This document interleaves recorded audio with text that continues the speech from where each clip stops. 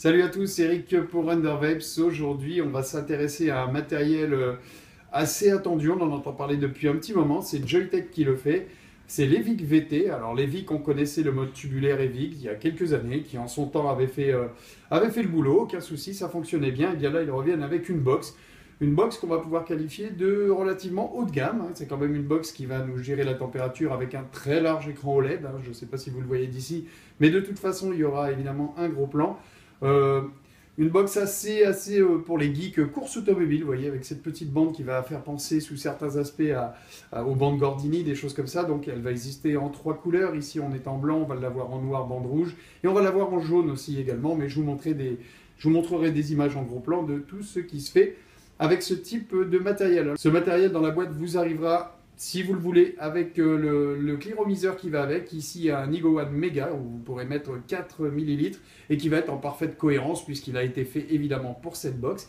Mais bien sûr, vous pourrez absolument mettre l'atomiseur qui vous arrange, celui que vous aimez le plus, parce que c'est une collection 510. La box va être versatile, elle va vous proposer une surveillance de température en 2 modes, notamment avec le nickel Ni200 qu'on connaît, et du titane nickel, un alliage titane nickel qui va pouvoir lui aussi gérer la température et qui va le faire parfaitement bien. Écoutez, moi je vape dessus maintenant depuis quelques jours, et vraiment la restitution est plutôt agréable. Le contrôle de température fonctionne alors lui à la perfection. C'est quelque chose qui fait tout à fait le boulot. Par certains aspects, ça ressemble à des box beaucoup plus haut de gamme encore, type par exemple VaporShark. Vous allez voir tout à l'heure en gros plan comment fonctionne le contrôle de température, et c'est quelque chose qui réellement fonctionne très bien. Ce matériel m'a été envoyé par Vapostore. Coucou à toute l'équipe et un grand merci à Damien. Je vous propose que tout de suite on passe en gros plan, qu'on voit un petit peu comment elle fonctionne et comment elle se présente dans son emballage. Je vous dis à tout de suite. Alors tout de suite en gros plan, on se retrouve avec l'emballage dans lequel vous trouverez votre Evic VT muni de son Cliro, ici l'Igo One Mega. Alors attention, évidemment, vous pourrez acheter séparément la box et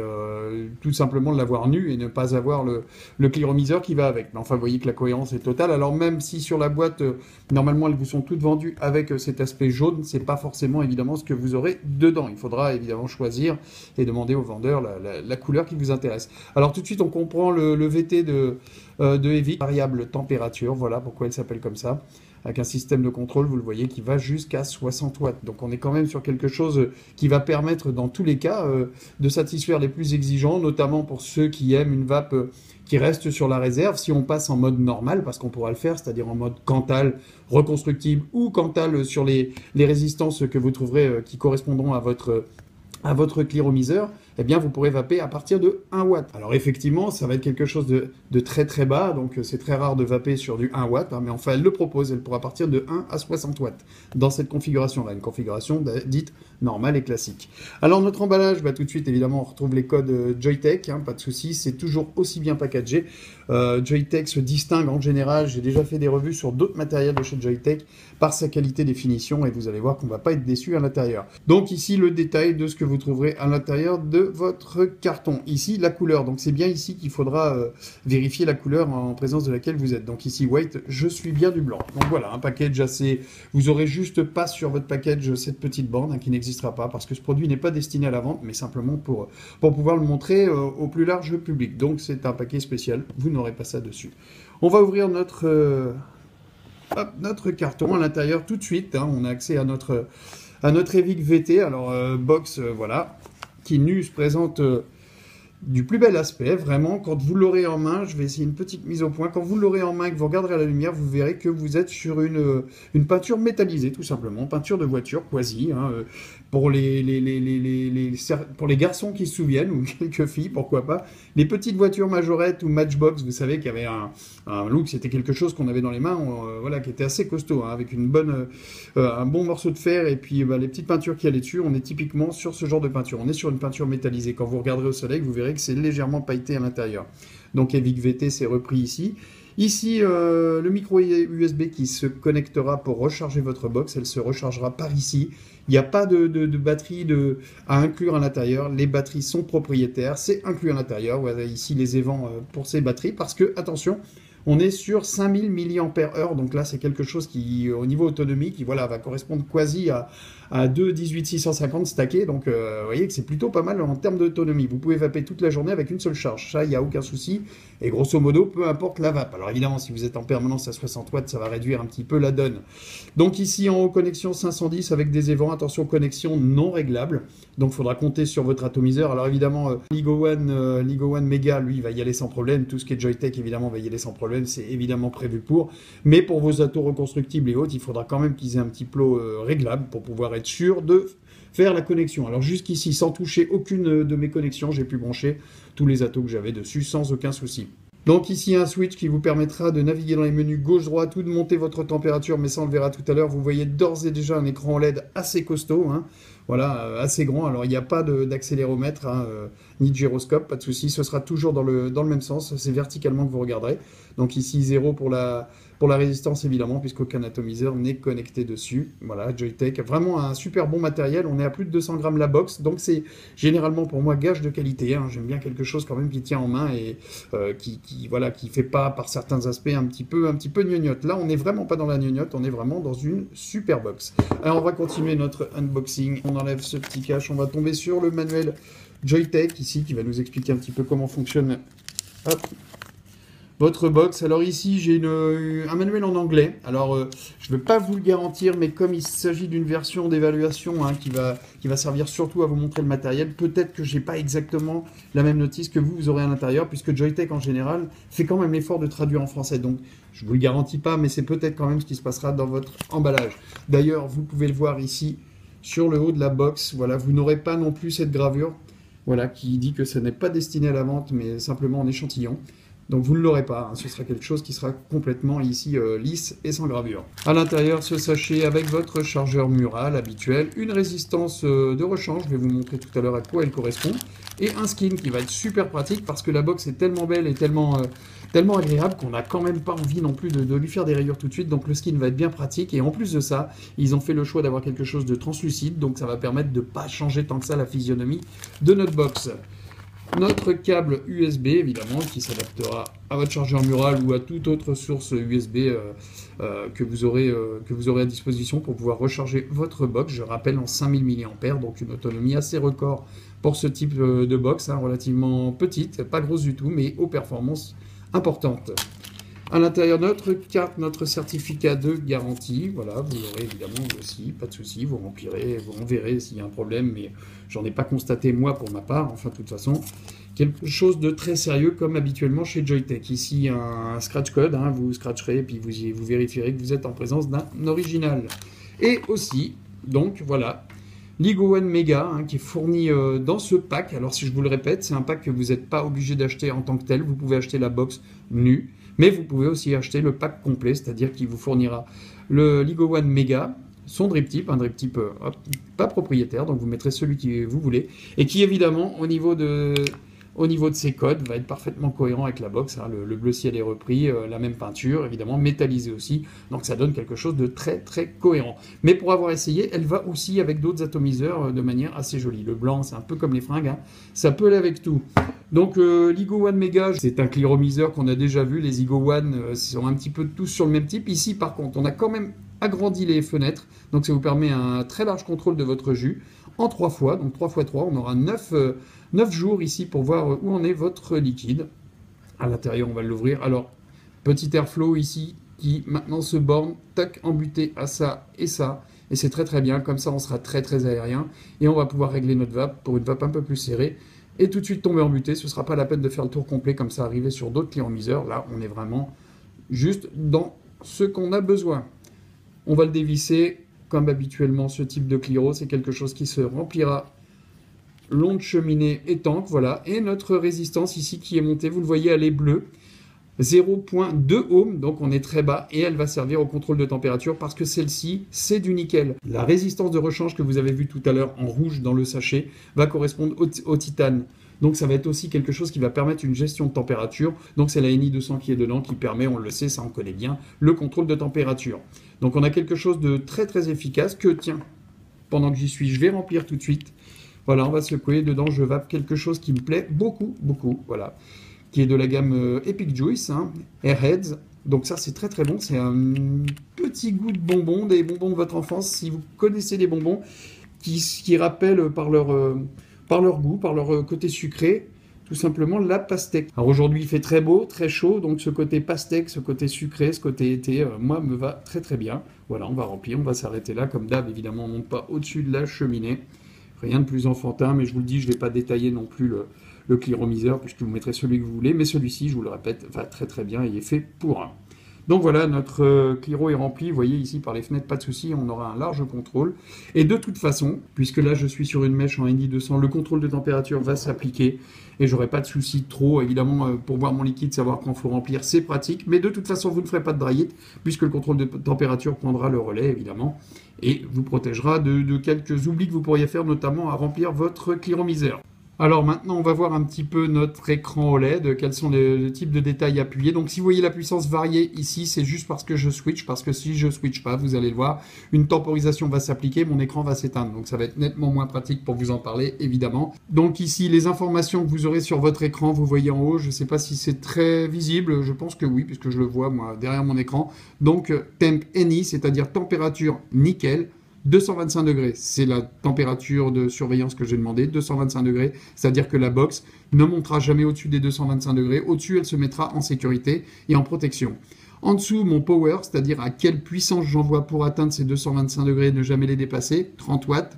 En dessous, la valeur de ma résistance, 0.24. Donc ça correspond aux données constructeurs de la résistance qui nous indique gravé dessus 0.2. Donc à une décimale près, aucun souci, on y est bien, 0.24. Et mon niveau de batterie ici. Alors évidemment, sur chacun de ces menus, on va pouvoir interagir. Je vais vous montrer tout à l'heure comment. Déjà, je vais vous montrer en switchant un petit peu trop ce qui se passe. Hop, je garde mon doigt appuyé, voilà.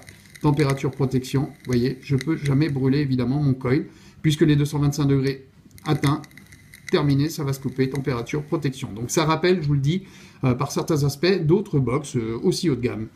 Donc température contrôlée 225 degrés, ça, si je switch droite-gauche, je vais pouvoir le modifier. Voilà, je peux descendre à 220, 210, et je vais pouvoir descendre à 100 degrés. Ce sera le minimum de ma température contrôlée. Donc moi, traditionnellement, 225, j'aime bien.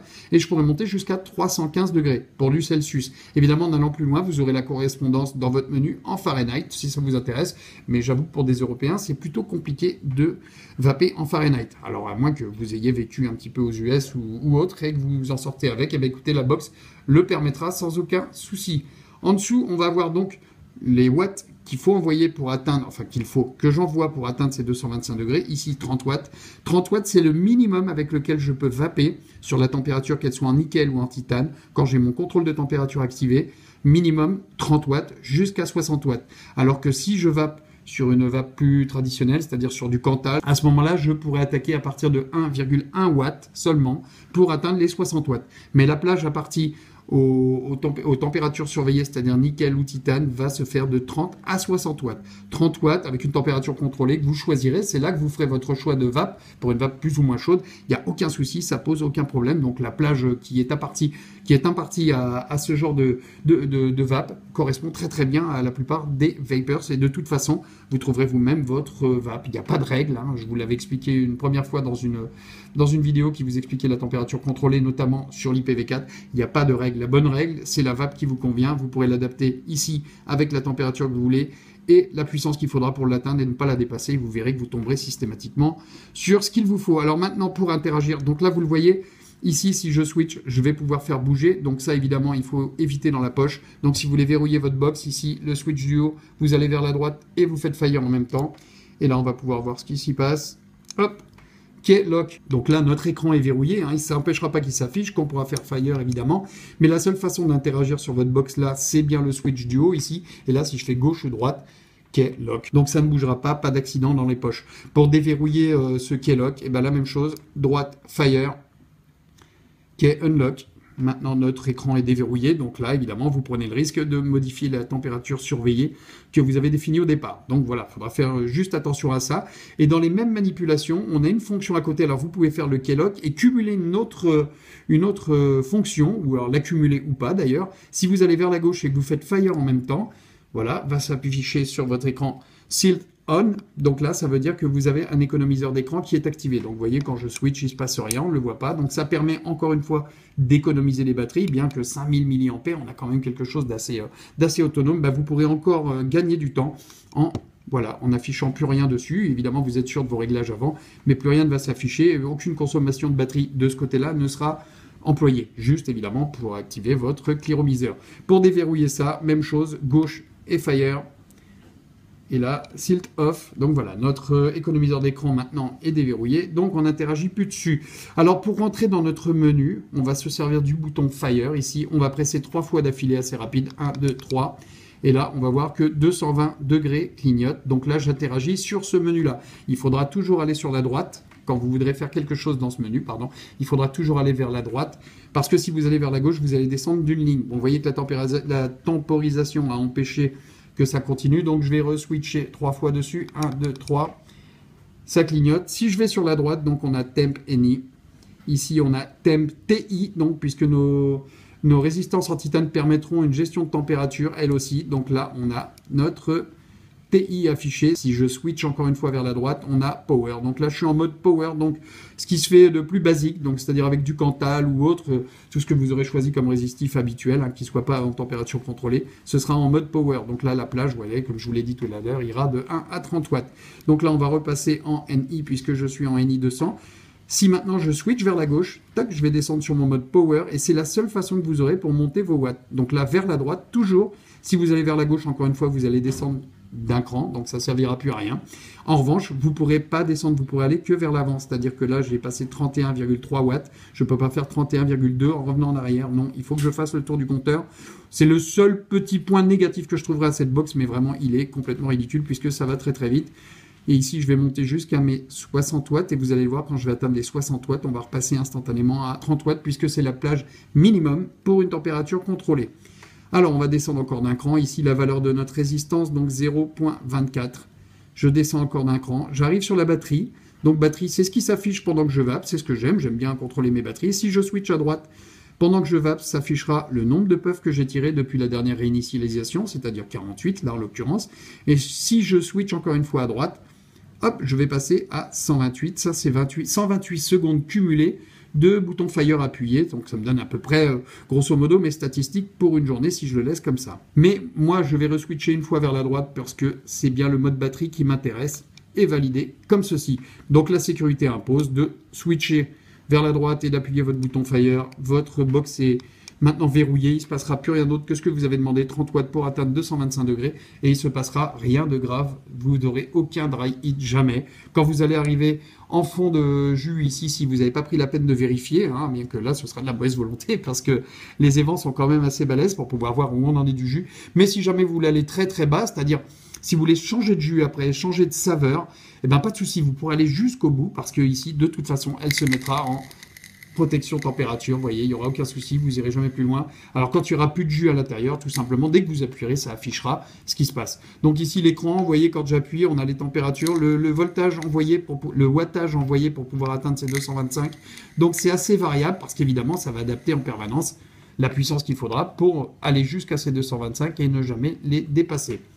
Donc voilà pour le menu de cette box qui moi personnellement m'emballe particulièrement. Ce que je vous propose c'est qu'on passe maintenant en plan large et qu'on fasse le point un petit peu de tout ça. Et évidemment qu'on voit comment ça va. Alors je vous dis à tout de suite. Voilà, on se retrouve en plan large maintenant pour voir un petit peu comment ça va. Alors tout à l'heure dans ma hâte en gros plan à vous montrer l'écran de contrôle, je vous ai tout simplement pas montré comment on l'allume et on l'éteint. Alors rien de plus basique, vous connaissez déjà les box. 1, 2, 3, 4, 5. J'éteins, vous voyez qu'il n'y a pas de temporisation, pas de logo qui s'affiche. Ça s'éteint instantanément et chose plutôt agréable aussi quand vous switchez 5 fois pour l'allumer puisque ce sera aussi 5 clics. 1, 2, 3, 4, 5. Ça s'allume instantanément, pas de temporisation, pas d'apparition de quoi que ce soit. Vous êtes tout de suite sur votre écran. Alors écoutez, comme vous avez pu le voir, elle est relativement versatile. Évidemment, je pourrais mettre les atomiseurs que je veux dessus, que ce soit un Kefun, un Origène, un Dripper, puisqu'on peut aller jusqu'à 60 watts. Ce sera évidemment déjà basiquement comme ça fonctionne avec tout. Mais évidemment, aujourd'hui, je crois qu'inexorablement, on va vers ce contrôle de température pour quelque matériel que ce soit. Joyetech est assez pionnier avec cette box, enfin pas pionnier dans l'invention du contrôle de température, mais le high-end Joyetech, c'est-à-dire à la portée de beaucoup de gens, hein, parce qu'on est évidemment nettement moins cher que ce qui se pratique habituellement. Vous le verrez sur le site, donc vous trouverez les liens en bas pour aller vers le site et aussi les liens pour aller directement vers ce matériel que complet comme ça coûte aux alentours de 139 €, mais vous pourrez acheter la box seule, sans le clearomiseur. Mais écoutez, pourquoi s'en priver, puisque vous voyez que la cohérence est plutôt totale. Donc on va tirer une petite table, donc 225 degrés, 30 watts, je vais vous montrer ce que ça donne.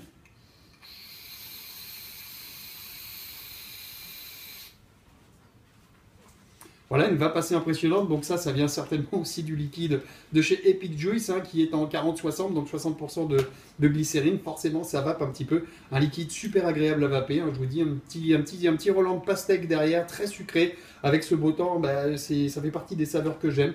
Voilà, vous savez, les vapeurs, les vapoteurs, on a un petit peu des petites manies, hein, évidemment. L'hiver, j'aime vaper de la custarde, du gourmand. Et bien l'été, le fruité m'attire particulièrement. D'ailleurs, cette gamme Epic Juice, je vous la ferai découvrir au fur et à mesure des revues parce qu'il y en a beaucoup dans cette gamme. Un liquide, voilà, en aparté, un liquide plutôt agréable, américain d'origine, donc très goûtu. On sait que généralement les arômes sont assez puissants pour les goûts américains. C'est le cas chez Epic Juice. Donc je vous montrerai la gamme, hein, qui s'étale un petit peu. Je vous montrerai aussi la gamme MaxiVap de chez Vapostore, qui est une gamme propriétaire, donc qui est distribuée uniquement par Vapostore et qui a un rendu de saveur assez exceptionnel et une proportion de glycérine pour les gens qui aiment faire de la vapeur assez impressionnante aussi.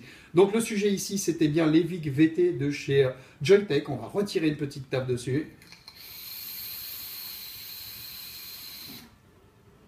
Voilà, ici je suis airflow grands ouverts. Vous pouvez évidemment serrer votre vape, vous l'adapterez comme ça vous arrange.